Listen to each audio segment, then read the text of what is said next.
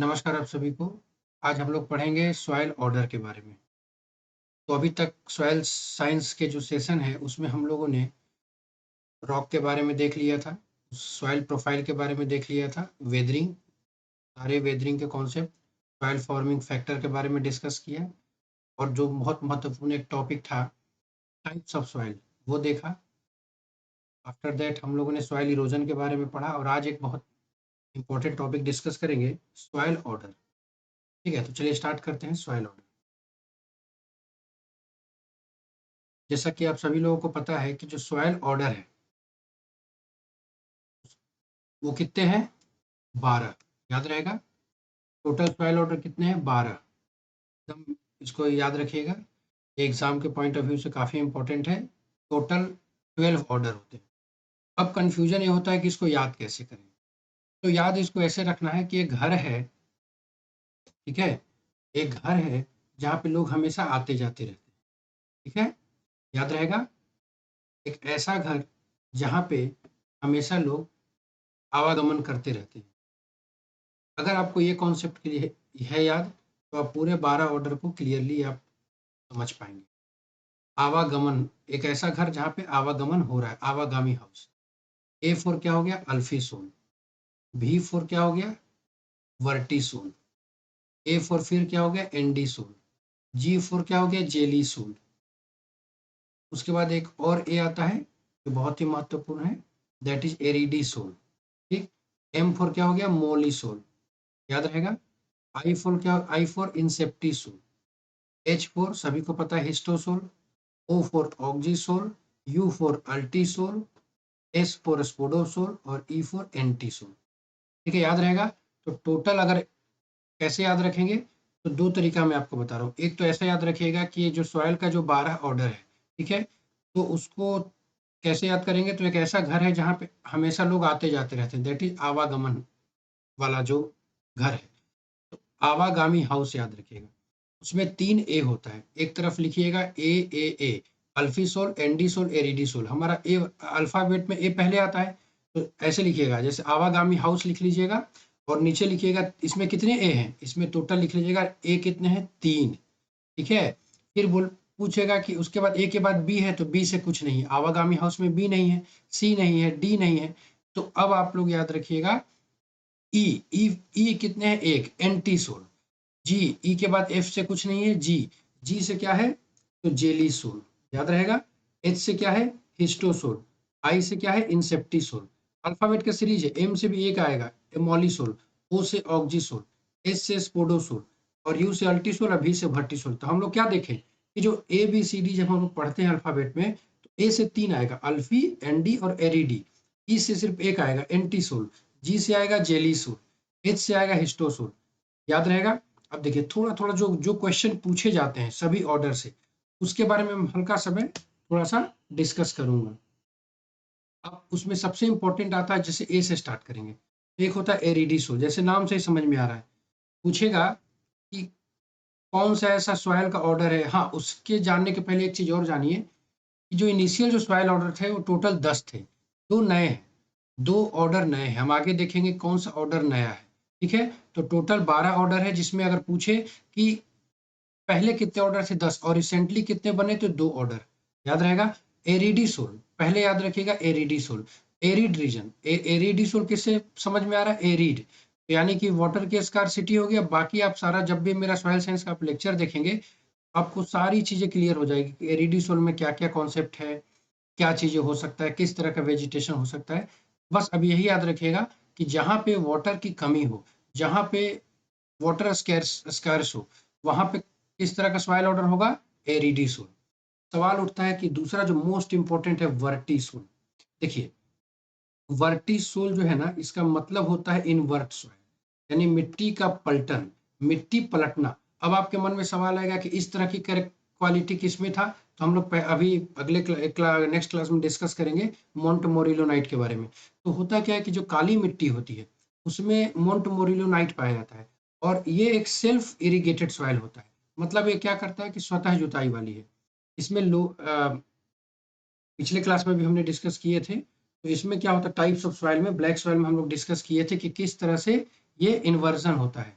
मिट्टी का, यानी ब्लैक सॉइल। तो आज के बाद से पूछे कि black soil related to soil order vertisol, montmorillonite clear हो गया, सेल्फ टिलेज। इससे ज्यादा क्वेश्चन आपको नहीं पूछेगा वर्टिसोल में, ठीक है। एक सवाल आएगा, थोड़ा सा और आपको जूम करके क्या कर,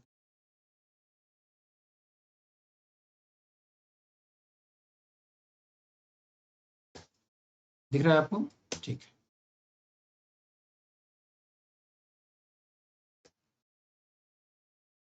ठीक। एक आता है एनडीसोल, तो दो क्लियर हो गया। एरिडीसोल से क्वेश्चन क्लियर हो जाएगा, वाटर स्कैर्स होगा जहाँ पे, और सारे कैरेक्टरिस्टिक्स हमारे एक एक क्लास आप देखते जाएंगे सीरीज बाय सीरीज, तो आपके सॉइल साइंस के सारे कॉन्सेप्ट क्लियर हो जाएंगे, ठीक है। अभी बस याद रखिएगा कि एरिडीसोल मीन्स वाटर स्कैरसिटी है, ठीक है, एरिड रीजन में पाया जाएगा। भर्टीसोल, भर्टी का मतलब इनवर्ट सॉइल हो गया, यानी कि self tillage, black soil, montmorillonite. इस चार से ज्यादा क्वेश्चन नहीं पूछे जाएंगे। एक सवाल आता है एनडीसोल के बारे में।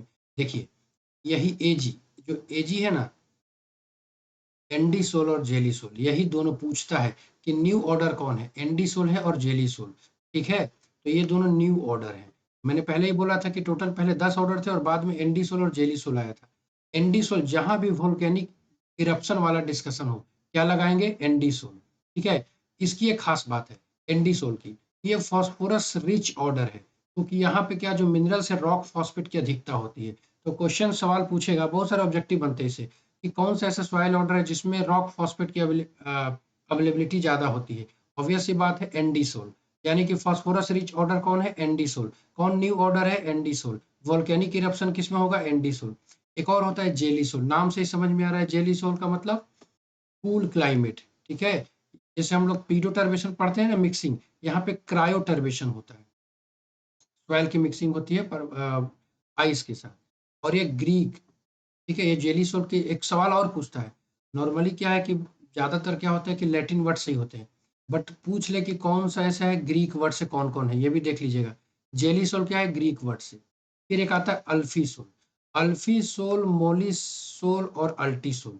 कैसे याद रखेंगे, इन तीनों ऑर्डर को अलग रखिएगा, अलीगढ़ मुस्लिम यूनिवर्सिटी के नाम से, AMU, ठीक है।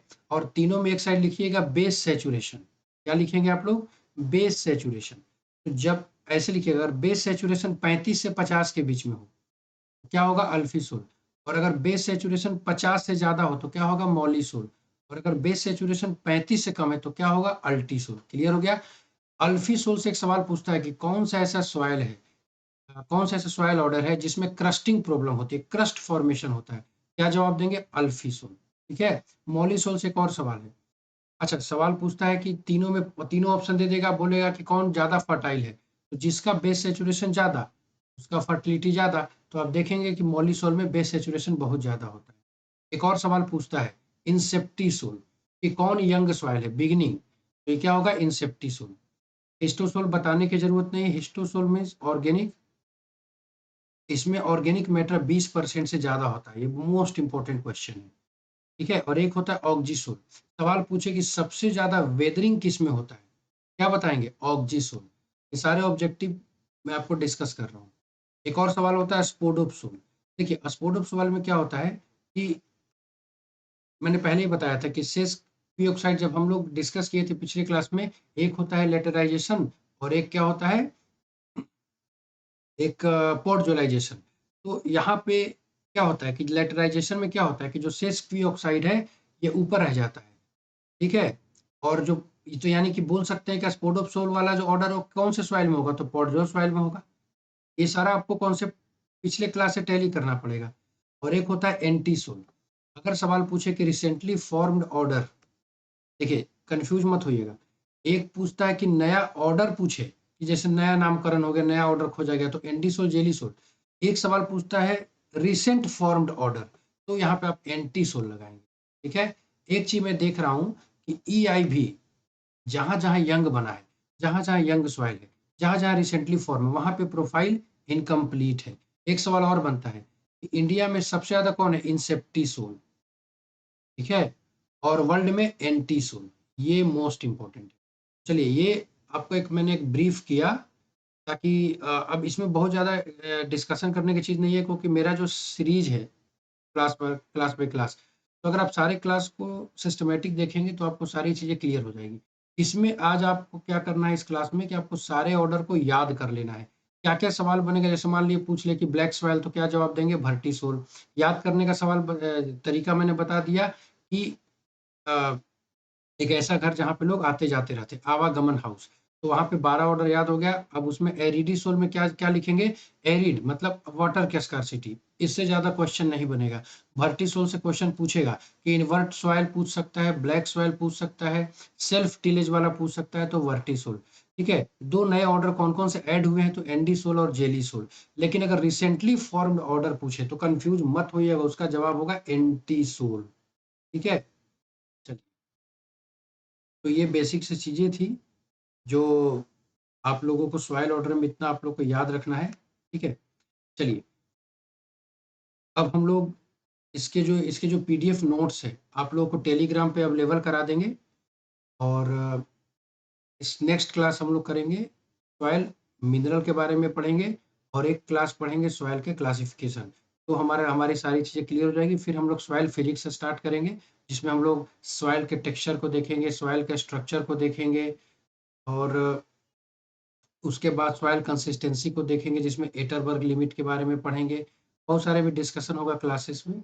और फिर हम लोग मैन्योर फर्टिलाइजर में जाएँगे, जब केटायन एक्सचेंज, एनायन एक्सचेंज सारी चीज़ों को खत्म करने के साथ।